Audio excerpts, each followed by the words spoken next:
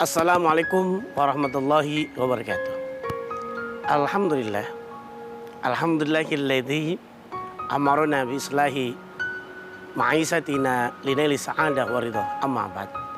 Para pemirsa yang rahmati oleh Allah Subhanahu wa taala, ibadah zakat adalah kewajiban bagi orang yang sudah cukup hartanya, cukup nisab dan cukup haul. Bagaimana cara menghitung zakat? Termasuk dalam zakat profesi. Zakat profesi dalam Kitabuz Zakah karya Syekh Yusuf Al-Qaradawi termasuk bagian dari kitab yaitu Zakatul Mal, zakat harta. Bagaimana cara menghitung zakat profesi? Ternyata di dalam kitab Fiqhuz Zakah Syekh Yusuf Al-Qaradawi menjelaskan cara menghitung zakat profesi itu dikiaskan dengan zakat pertanian. Ditunaikan saat cukup nisab, saat dia mendapatkan hasil panen. Dalilnya disebutkan dalam Al-Quran surah Al-An'am ayat 141, wa atu haqqahu yauma hasadi. Termasuk perhitungan zakat profesi yaitu ditunaikan saat panen. Ternyata setahun bisa 12 kali. Sehingga menurut Syekh Yusuf Al-Qaradawi cara menghitung zakat profesi itu ditunaikan setiap sebulan sekali.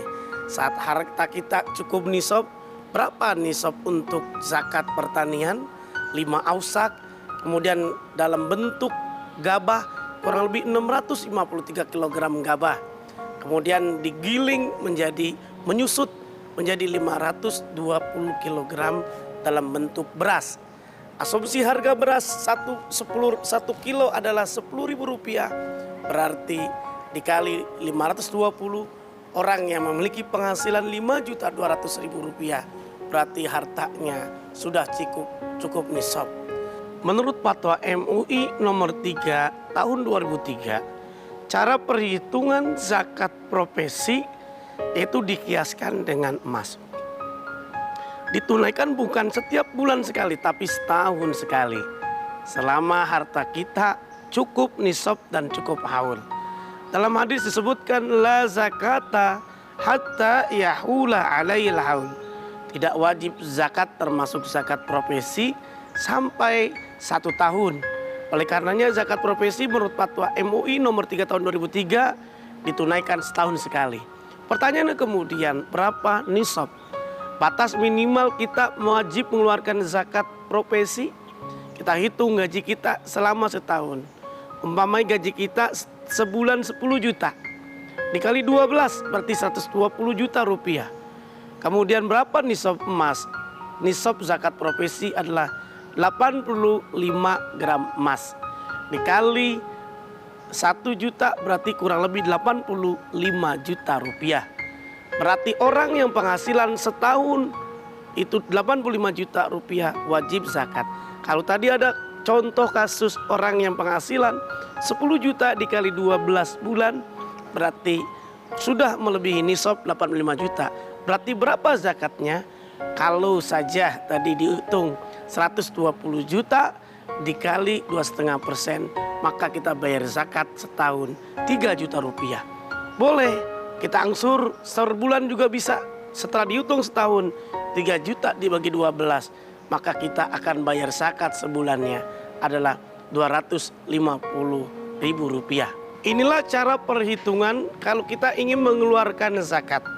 Apakah dengan model yang diungkapkan yaitu dengan perhitungan zakat profesi dikiaskan dengan zakat pertanian ditunaikan sebulan sekali, atau kita ingin menunaikannya setahun sekali dengan yang disampaikan yaitu fatwa MUI tahun 2003. Kita bisa memilih apakah dengan model sebulan sekali atau setahun sekali. Insya Allah ada keberkahan saat harta kita tunaikan. Orang yang menunaikan ibadah zakat maka jiwanya menjadi suci. Orang yang menunaikan ibadah zakat maka bersih hartanya. Orang yang menunaikan ibadah zakat maka hartanya bisa berkembang. Orang yang menunaikan ibadah zakat maka tumbuh hartanya, bahkan ada keberkahan, bahkan ada keberesan. Apapun yang kita lakukan, insya Allah orang yang menunaikan ibadah zakat, ternyata ada yang perlu kita lihat, bentuk syukur kita kepada Allah Subhanahu wa taala. La in syakartum lazidannakum wa la in kafartum inna adzabi lasadid.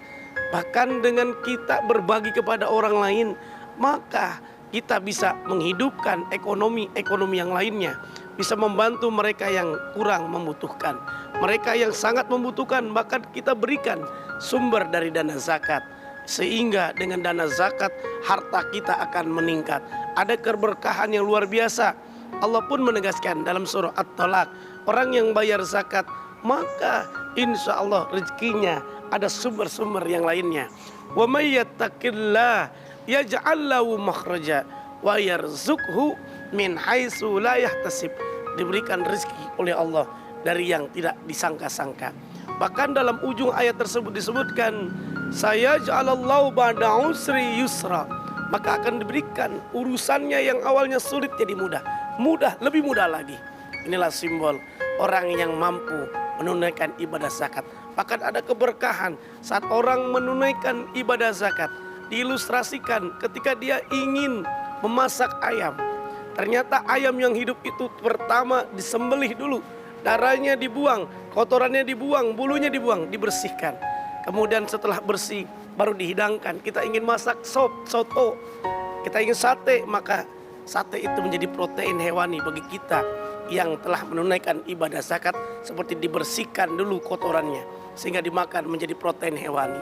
Bagi mereka yang tidak berzakat, maka ilustrasinya tadi, ayamnya tidak disembelih, darahnya tidak dibuang, bulunya tidak dibuang, kotorannya tidak dibuang, maka akan menjadi penyakit bagi dirinya. Wajar kalau Nabi menyatakan da'u mardakum bisodaqah, obatin penyakitmu dengan berzakat. Insya Allah apapun yang kita lakukan, kalau saat harta kita cukup nisab, cukup haul, kita sebagai seorang yang beragama Islam, maka wajib kita menunaikan ibadah zakat. Bahkan Nabi tidak mau menyolati orang yang tidak mau bayar zakat. Maka dalam Al-Quran disebutkan orang yang tidak mau bayar zakat disiksa oleh Allah Subhanahu wa taala. Walladzina yaknizuna adh-dhahaba wal fiddata wa la yunfikuna fi sabilillah fabashshirhum bi'adzabin alim.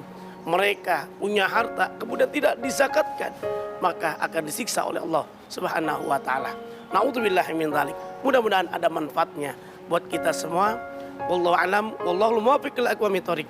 Wassalamualaikum warahmatullahi wabarakatuh.